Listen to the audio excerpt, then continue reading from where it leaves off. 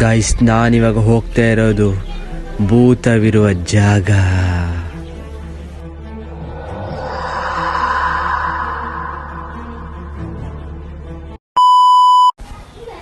Hello guys, welcome back again guys.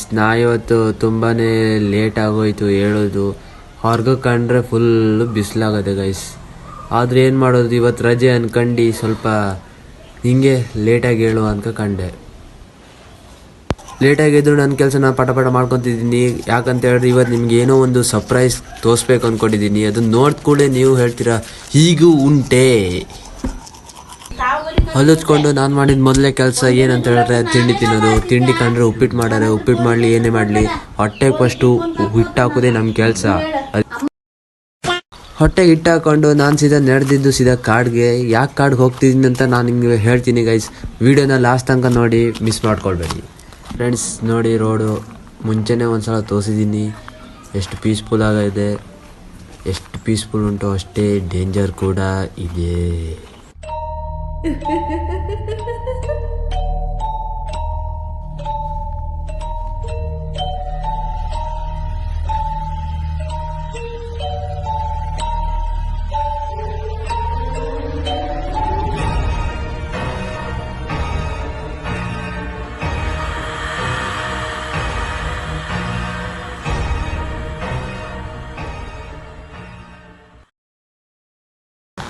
ನಾ ಕ್ಲಿಪ್ಸ್ನ ಯಾಕೆ ಹಾಕಿದೆ ಅಂತ ಹೇಳಿದರೆ ಗೈಸ್, ಈಗ ಸದ್ಯದಾಗಷ್ಟೇ ನಮ್ಮ ಊರಿನಲ್ಲಿ ಇನ್ನುವರೆಗೂ ಆಗದೇ ಇರುವಂಥ ಒಂದು ವಿಚಿತ್ರ ಘಟನೆ ಈ ಸಲ ಸಂಭವಿಸಿದೆ.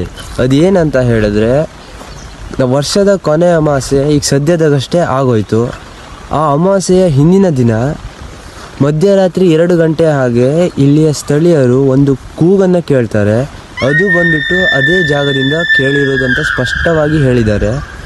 ಅದು ಕೂಗು ಯಾವ ಥರ ಇತ್ತು ಅಂತ ಹೇಳಿದ್ರೆ, ಒಂದು ಹೆಂಗಸು ತನ್ನ ಮಕ್ಕಳನ್ನು ಮತ್ತು ಅವರ ಒಂದು ಸರ್ವಸ್ವವನ್ನು ಕಳೆದುಕೊಂಡಾಗ ಒಂದು ರೋದನೆಯಲ್ಲಿರ್ತಾರೆ. ಅಂದರೆ ಯಾರೊಬ್ಬರು ತೀರ್ಕೊಂಡಾಗಲೂ ಏನು ಒಂದು ರೋದನೆ ಇರುತ್ತಲ್ಲ, ಆ ರೀತಿಯಾಗಿ ಕೇಳಿದ್ದಾರೆ. ಅದು ಕೇವಲ ಕೇಳಿದ್ರಷ್ಟೇ ಅಲ್ಲ, 1 ತಾಸಿನ ತನಕನೂ ಆ ರೋದನೆ ಅವರು ಸ್ಪಷ್ಟವಾಗಿ ಕೇಳಿಯಾರಂತೆ ಇಲ್ಲಿನ ಊರಿನವರು, ಅಂದರೆ ಸ್ಥಳೀಯರು. ನಾವು ಮತ್ತು ಅದು ಯಾವ ಥರ ಅಂತ ನಮಗಿನ್ನೂ ಗೊತ್ತಾಗಿಲ್ಲ. ಇಲ್ಲಿನವ್ರು ಎಲ್ಲರೂ ಅದ್ರ ಬಗ್ಗೆ ತುಂಬಾ ಗೊಂದಲದಲ್ಲಿರೋದು ಹೌದು. ಯಾಕಂತ ಹೇಳಿದ್ರೆ ಇನ್ನುವರೆಗೂ ಆಗೇ ಇಲ್ಲ ಈ ಥರ ಒಂದು ಇನ್ಸಿಡೆಂಟು. ಆದರೆ ಇವತ್ತು ಈಗ ಆಗಿದೆ ಅಂತ ಹೇಳಿದ್ರೆ ಎಲ್ಲರೂ ಸ್ವಲ್ಪ ಶಾಕಿಂಗಲ್ಲೇ ಇದ್ದಾರೆ ಮತ್ತು ನಂಬ್ತಾರೆ ಅಂದ್ಕೊತೀನಿ. ಯಾಕಂದ್ರೆ ಹೇಳಿದ್ರೆ ಈಗ ವರ್ಷದ ಕೊನೆ ಅಮಾವಾಸ್ಯೆ ಮತ್ತು ಈಗ ಮುಂಚೆ ಸ್ಮಶಾನ ಕೂಡ ಇಲ್ಲೇ ಹಿಂದೆ ಉಂಟು. ಹಾಗಿದ್ದಾಗ ಏನಾದರೂ ಇರಬಹುದೇನೋ ಅಂತ ಒಂದು ಕ್ಲೂ ಉಂಟು. ಈ ಥರ ಒಂದು ವಿಷಯ ಕೇಳಿದಾಗ ತುಂಬಾ ಹೆದರಿಕೆ ಆಗುತ್ತೆ. ಯಾಕಂತ ಹೇಳಿದ್ರೆ ಈ ಜನರಿಗೂ ಕೂಡ ಹಾಗೆ ಅನಿಸ್ತು. ಇನ್ನುವರೆಗೂ ಎಕ್ಸ್ಪೆಕ್ಟೇಷನ್ನೇ ಮಾಡ್ಕೊಂಡಿರಲ್ಲ ಈ ಥರದ ಒಂದು ಸುದ್ದಿ ಇರುತ್ತೆ ಅಂತ. ಇಷ್ಟು ವರ್ಷ ಇದ್ದವ್ರಿಗೆ ಇನ್ನೂ ಅನಿಸ್ತಿದೆ ಈ ಥರನೂ ಹುತ್ತಾ ಅಂತ.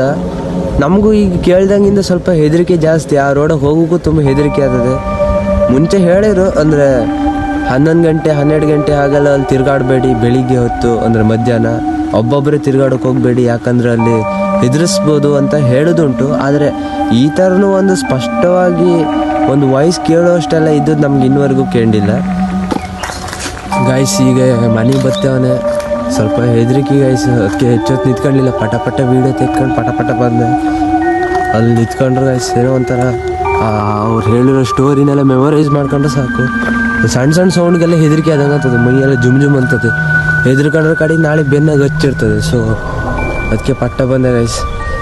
ಇದೇ ಆಗಿತ್ತು ಇವತ್ತಿನ ವ್ಲಾಗು. ಇಷ್ಟ ಆಗಿದ್ರೆ ಲೈಕ್ ಮಾಡಿ ಗೈಸ್. ಬಾಯ್.